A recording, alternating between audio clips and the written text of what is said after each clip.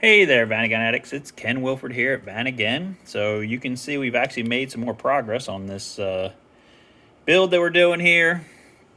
2009 Volkswagen Tiguan.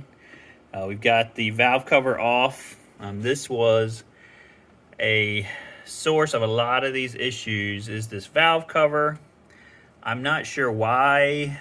It uses a sealing system that Volkswagen has been using for probably since the 90s, which is they get rid of a gasket and instead they're using a sealant as a gasket. And yet it was leaking. I mean, mostly I think it was leaking back here on this back side, but it was also leaking on the front side. That's what ran down and killed the original water pump. So you can see I've got the new water pump installed. It wasn't too bad. Again, to me, one of the bigger issues dealing with this thing are this hardware that they use everywhere on this thing. So you can see down in the water pump, I'll get you a close-up here on one of these. It's a Torx, screw. You have to buy specialty, set of tools to even work on it and use it. Okay, so again, it's, as one of our guys was talking about, right to repair issue. If you're going to work on anything Volkswagen related after probably like the year 1998, you need a set of these Torx screws. I think Ford also uses them, a lot of other manufacturers. But it's not something that everybody has in their garage because, older cars never used this stuff. And they went to these, I personally feel like they went to them to limit who would work on it. So anyway, I had a whole set of these. The big issue you have with them is instead of like the old, regular nuts and the regular, head bolts and things that you normally use, these internal wrenching, Torx things seem like they're more tendency to strip to me. They're not supposed to strip as easily because you have more surface area and stuff to grip on them. But one of the things that I run into is like there's all these different sizes. So you have a T27, you have a T28, you have a T30, okay? And sometimes it's not super obvious that the sizes have changed. So like I was working down on the water pump, I think they're T27s. Then I got up here on this valve cover, which these weren't really, really on here. Very tight. And like I had one, this very first one I worked on started stripping out, and I didn't know why. And then I thought, you know what, I'm going to go up to the next size and just pound it in and get it out. Well, that was the reason. It was actually the next size. It was like a T30 instead of a T27 or something like that. And it's not as obvious, back when you, again, use the old style, regular headed bolts and nuts, I could just look at them, very easily tell, okay, we went from a size 10 to an 11 or 11 to a 12 or a 13. Back in the day, you could work on pretty much any VW with a set of sockets that had a 10, 11, 12, and 13 in it. And that did like pretty much everything. But on this car, if you don't have these special tools, you are going to be out of luck, okay? And, all right, so I pulled this cover off. One of the things that's a little scary to me, and I watched a lot of people take this cover off, none of them seemed very intimidated by it whatsoever, is over here you've got, your dual overhead cams, you got the timing chain. What holds the two cam shafts in place? The valve cover. Okay, I've got the valve cover sitting over here upside down so you can see what I'm talking about. The valve cover itself, which this is all nice and clean, I've been working on it. The valve cover itself has basically the upper, mounts or whatever that for the camshafts. So when you take this off, what's actually holding this in place? Happy Thoughts, Pixie Dust, goodwill towards all men. That's pretty much it. Okay, so yeah, in my opinion, you have to be very, very careful that you don't allow these to pop out of here. And at the same time, you have to clean this whole surface here. You have to clean these inner things. You have to clean this back surface. Try not to get trash inside the motor. Try not to, disturb these. It's a little, I can see why, a lot of people would not attempt this. Very challenging to even an experienced mechanic who has been working for 20-something years. It's not for the faint of heart, I will say that. So that's where we're at this point. I spent a lot of time cleaning the cover, and I have a parts washer that helped, but I had to scrape it and clean it this side, and it's been sitting all night drying up, so it's pretty nice. And then this side's all cleaned up also. So hopefully today I'll get the other thing cleaned up. You can see also here is what they call the cam bridge, I believe, and it's like a tensioner that's built into this for the camshaft chain, for the timing chain. So again, you're taking this off. It's loosening some tension from the timing chain when you take it off. And then also, like I said, the two camshafts are kind of floating in midair.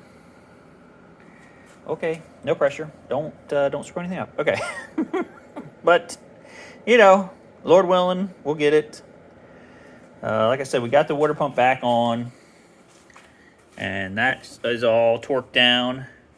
Again, the torques with these new style bolts. So one thing I wanted to mention too was, how many bolts do you think holds this timing cover, or this valve cover, quote unquote, down? How many bolts would you guess that holds it down? Well, if you didn't guess 22, you would be guessing wrong. Okay? Besides the fact of how many of these you have to take off just to get to the bolts. So, like, here's the PCV valve thing. We got 1, 2, 3, 4, 5, 6 that's holding that. No, 7, 8. 8 that's holding that down. Then you take that off. Then you also take the fuel pump off. There's probably like 7 or 8 or 9 over there. Then the thing itself, there's 1, 2, 3, 4, 5 rows of 4, plus 2 more over here. So you're taking off over 40 screws or something to get this valve cover off. I hate that. It sucks a lot. Because why, right? Why do you have to take off so many screws and bolts just to get this off? Okay? I don't know. Okay, but it's a crappy setup. I don't like it. I would like it to have 4 bolts on the top. You pop this cover off.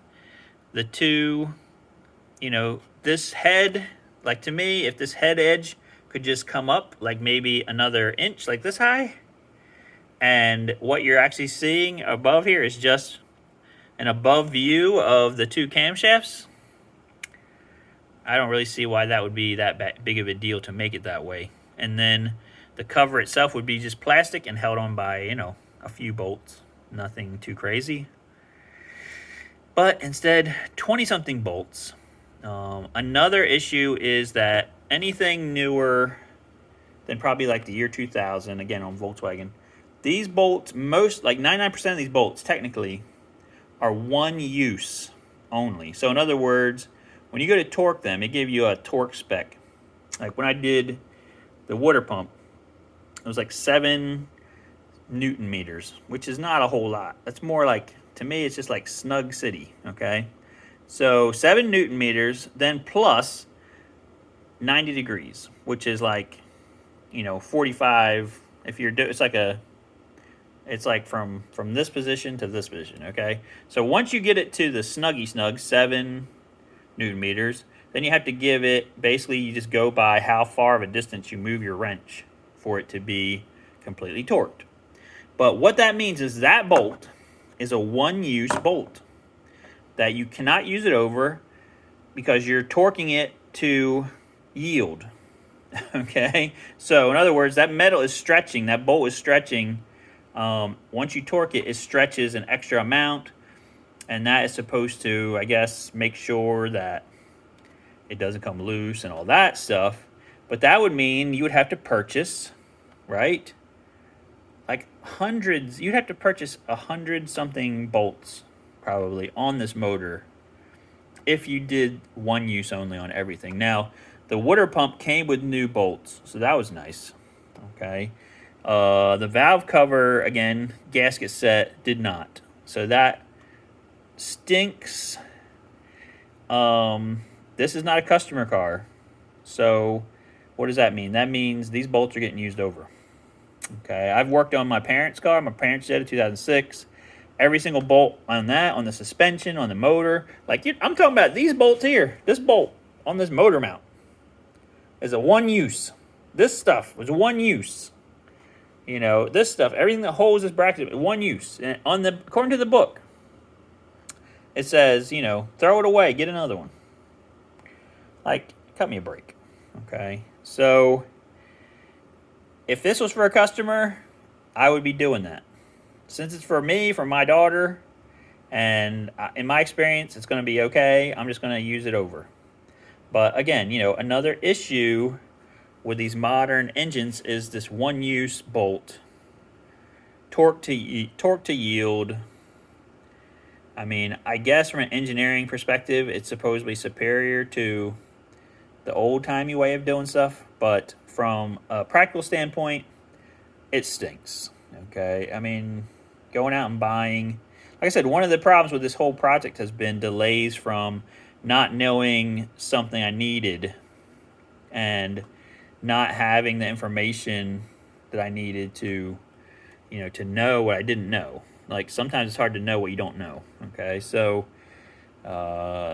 this thing with the hardware is another issue. You know, it's almost like they're trying to make this so complicated and such a pain in the butt to work on that you're just like, you know what, I'd just rather trade it in at the dealer. Is that a fair assessment? I'm thinking maybe. But we're going to forge on here, guys. Thank you for your patience. Thank you guys for watching. Please like, share, subscribe. I will give you some more updates as soon as we get some more work done. And hope you guys have a great day.